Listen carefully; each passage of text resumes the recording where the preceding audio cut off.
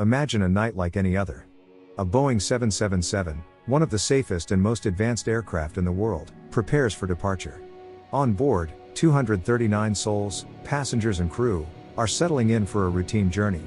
They are heading from Kuala Lumpur, Malaysia, to Beijing, China. This is Malaysia Airlines Flight MH370.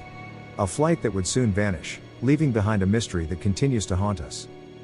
It was just past midnight, 12:42 a.m., when flight MH370 lifted off the runway. The air was calm, the skies clear. Captain Zahri Ahmad Shah, a highly experienced pilot, and First Officer Farik Abdul Hamid were in command. For the first 38 minutes, everything was normal.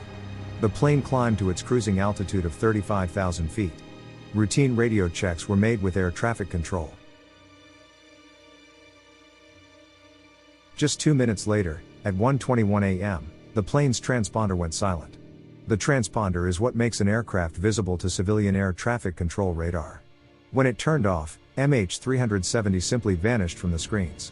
It was gone. But the story doesn't end there. Unbeknownst to civilian controllers, Malaysian military radar was still tracking MH370. And what it showed was chilling.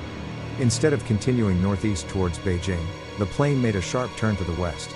It flew back over the Malay Peninsula, crossing Malaysia, then out over the Strait of Malacca. It continued its silent journey, heading northwest, until it disappeared from military radar at 2:22 a.m., over the Andaman Sea. This was no accident.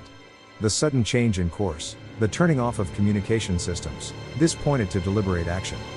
But whose? And why? The world watched, baffled. The initial search began in the wrong place, in the South China Sea, where the plane was last seen on civilian radar. Hours turned into days, days into weeks, with no sign of the aircraft. Families of those on board were in agony, desperate for news. Then, a new piece of information emerged, a faint whisper from the void. MH370, despite being off radar, was still communicating. Not through voice or transponder, but through a series of automated handshakes with a satellite. This satellite belonged to the British company Inmarsat. Every hour, for about 7 hours after it vanished from radar, MH370 sent a faint signal, a ping, to the Inmarsat satellite. These pings didn't give a precise location, but they contained timing information. By analyzing these timings, experts could figure out how far the plane was from the satellite at the time of each ping. This allowed them to draw a series of arcs on the globe. The plane had to be somewhere on one of these arcs. The analysis showed that after its last military radar contact, MH370 had turned south. It flew for hours, deep into the remote, unforgiving waters of the southern Indian Ocean. The final ping, at 8:19 a.m., indicated the plane was on an arc far from any land. This meant the plane had likely run out of fuel and crashed into the ocean. This discovery shifted the entire search operation. The focus moved from the warm, shallow waters of Southeast Asia to the cold, deep, and wild southern Indian Ocean. This was an area larger than many countries, with depths of up to 4,000 meters, 13,000 feet. It was one of the most challenging environments on Earth for an underwater search. The search became a massive international effort, involving ships, planes, and advanced underwater technology from many nations, including Australia, Malaysia, and China. Specialized equipment was deployed, autonomous underwater vehicles, or OVs, which are robotic submarines that can map the seafloor, and towed sonar systems that could scan wide swaths of the ocean floor for debris. The task was monumental. Imagine trying to find a few pieces of metal in an area larger than the state of Texas, at depths where sunlight never reaches. The currents were strong, the weather often brutal. Days turned into months, then years. Every potential signal, every anomaly on the sonar, was investigated. But time and again, it led to nothing. False alarms, geological features, or simply trash from passing ships. The initial underwater search, led by Australia, covered 120,000 square kilometers. It was the most expensive search in aviation history. Yet, after 1,046 days, with no wreckage found, the official search was suspended in January 2017. The world was left with more questions than answers. But the ocean, in its vastness, sometimes gives up its secrets. In July 2015, more than a year after MH370 vanished, a significant piece of aircraft debris washed ashore on Reunion Island, a French territory in the Indian Ocean. It was a flaperon, a moving part from the wing of a Boeing 777. This discovery was a game changer. Experts quickly confirmed it belonged to MH370. It was the first solid proof that the plane had indeed crashed. Over the next year and a half, 26 more pieces of debris were found on beaches across the western Indian Ocean, including Tanzania, Mozambique, South Africa, Madagascar, and Mauritius. 3 of these pieces were positively identified as coming from MH370, and many others were deemed highly likely. These fragments, though small, provided crucial clues. Oceanographers used drift modeling, studying ocean currents, to trace where these pieces might have originated. Their calculations pointed back to the seventh arc, reinforcing the earlier satellite analysis.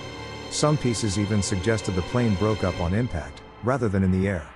Crucially, the condition of the flaperon indicated the plane was not configured for a controlled landing. It hit the water with significant force. The most widely discussed theories revolve around human intervention. The deliberate turning off of communications and the change in flight path strongly suggest someone was in control.